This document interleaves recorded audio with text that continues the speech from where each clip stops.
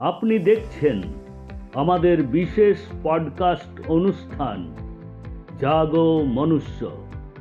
এই অনুষ্ঠানের মাধ্যমে আমাদের বিশেষ অতিথি সন্তান দলের সম্মানীয় প্রেসিডেন্ট শ্রী শঙ্কর সরকার মহাশয় প্রকৃতি ও মহাবিশ্ব সম্পর্কে আমাদের সবাইকে সচেতন করবেন।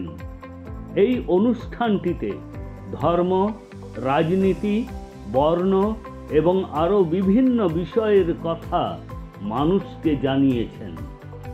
প্রকৃতির দান সার্বজনীন, জন্মগত অধিকার অনুসারে universal birth right given by the nature to all. এই প্রকৃতির সমস্ত সম্পদের উপর সকলের সমান অধিকার পাওয়া উচিত। এই সমস্ত বিষয়ে আমাদের বিশেষ পডকাস্ট অনুষ্ঠান জাগো মনুষ্য দেখুন।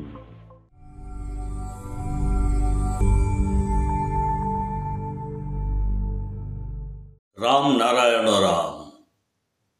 মানুষের সর্বদা তার বিবেকের কথা শুনে চলা উচিত।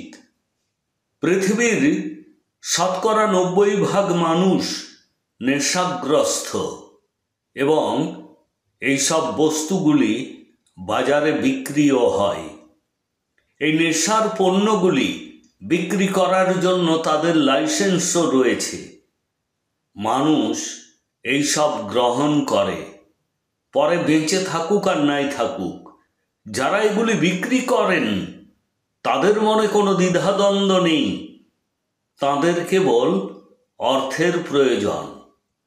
বাচ্চারা বাড়িতে বড়দেরকে মাদকাসক্ত দেখে তারাও মাদকাসক্ত হতে শুরু করে, কিন্তু সেই সব বাচ্চাদেরকে, তাদের পরিবারকে কে বোঝাবে যে মাদকাসক্ত হওয়া উচিত নয়?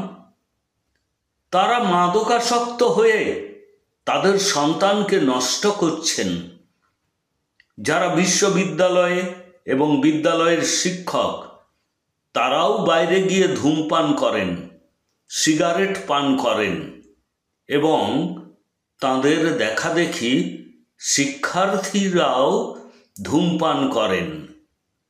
উভয়ই একসাথে পান করেন, কোনো বিধিনিষেধ নেই। স্কুল কলেজেও রাজনীতির ইউনিয়ন রয়েছে। উপরওয়ালারা, মন্ত্রী, এমপি, সাংসদরা এসবের জন্য কেন অনুমতি দেয় সেটা বুঝতে পারি না। স্কুলে কলেজে ছাত্র ইউনিয়নের কি প্রয়োজন? বাড়ির বাবা মায়েরাও এসবের বিরুদ্ধে কোনো কথা বলেন না। সমস্ত মন্ত্রীরা ক্ষমতায় থাকার জন্য, তাদের স্বার্থপরতার জন্য লড়াই করে। এগুলি সমস্ত পৃথিবীর সর্বনাশ করে। এই জন্যই তো বিবেক আপনাকে সর্বদা সতর্ক করে যে খারাপ কোনো কিছু খাওয়া উচিত নয়, খারাপ কোনো কিছু স্পর্শ করা উচিত নয়, খারাপ কাজ করবেন না, কোনো খারাপ স্থানে যাবেন না। যিনি তার বিবেকের কথা শোনেন না, তার মন দুর্বল হয়ে যায়, তার শরীর দুর্বল হয়ে যায়। সুতরাং বিবেকের কথা শুনুন।